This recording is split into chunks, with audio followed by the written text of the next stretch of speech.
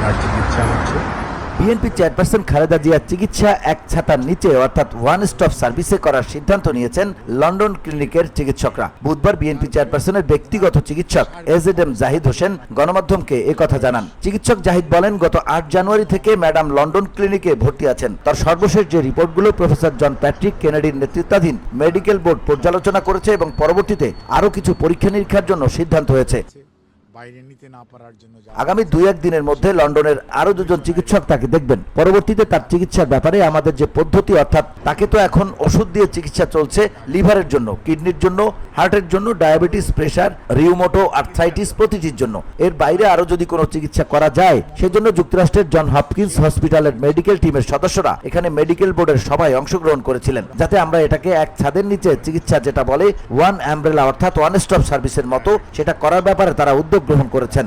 Medical বিশেষজ্ঞ চিকিৎসক এবং জন হপকিন্স এবং নিউ ইয়র্ক বাংলাদেশ সহ তার চিকিৎসকরা মেডিকেল বোর্ডে অংশগ্রহণ করেছে। ওনার সর্বশেষ পরীক্ষা নিরীক্ষার যে রিপোর্টগুলো পর্যালোচনা করেছে এবং পরবর্তীতে আরও কিছু পরীক্ষা নিরীক্ষার জন্য সিদ্ধান্ত হয়েছে এবং আরও 2 জন বিশেষজ্ঞ চিকিৎসক ওনাকে আগামী 2-1 দিনের মধ্যে ইনশাল্লাহ দেখবেন।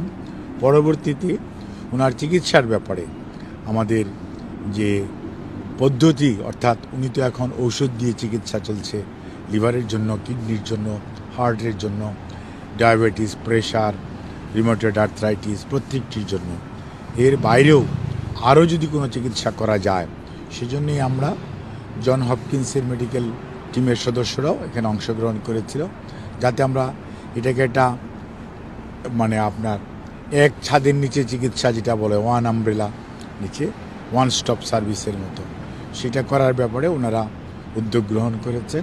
জাহিদ হোসেন বলেন, তার সার্বিক ব্যবস্থা বিবেচনা করে বয়সের কথা বিবেচনায় রেখে যেটা সবচেয়ে মঙ্গলজনক হবে সেই ধরনের চিকিৎসা পদ্ধতি অনুসরণ করা হবে বলে আমরা আশা করছি। সেটা হয়তো আগামী 2-3 দিন পরে, যখন আবার মেডিকেল বোর্ডের এক্সটেন্ডেড মেম্বার আছেন তারাও এদেশের এবং দেশের বাইরের, তারা এ ব্যাপারে মতামত দেবেন। পরবর্তী সময়ে সেই অনুযায়ী তার চিকিৎসা চলবে। সবচেয়ে মঙ্গলজনক হবে সেই ধরনের চিকিৎসা পদ্ধতি ওনারা অনুসরণ করবে বলে আমরাও আশা করি এবং ওনারা সে ধরনের চিন্তা করছে।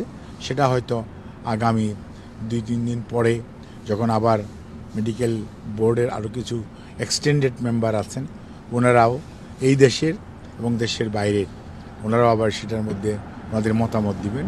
পরবর্তীতে সে অনুযায়ী ইনশাল্লাহ ওনার চিকিৎসা চলবে।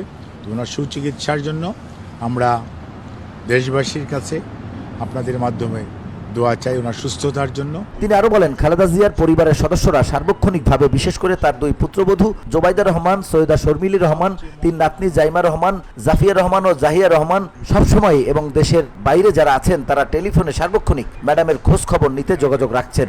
আমরা সুস্থতার জন্য দোয়া কামনা করি। আমাদের ভারপ্রাপ্ত চেয়ারম্যান সাহেবও দেশবাসীর কাছে দোয়া চেয়েছেন। 79 বছর বয়সী সাবেক প্রধানমন্ত্রী খালেদা জিয়া দীর্ঘদিন ধরে liver cirrhosis, kidney, heart, diabetes, arthritis সহ নানা শারীরিক অসুস্থতায় ভুগছেন। VOD Bangla news desk.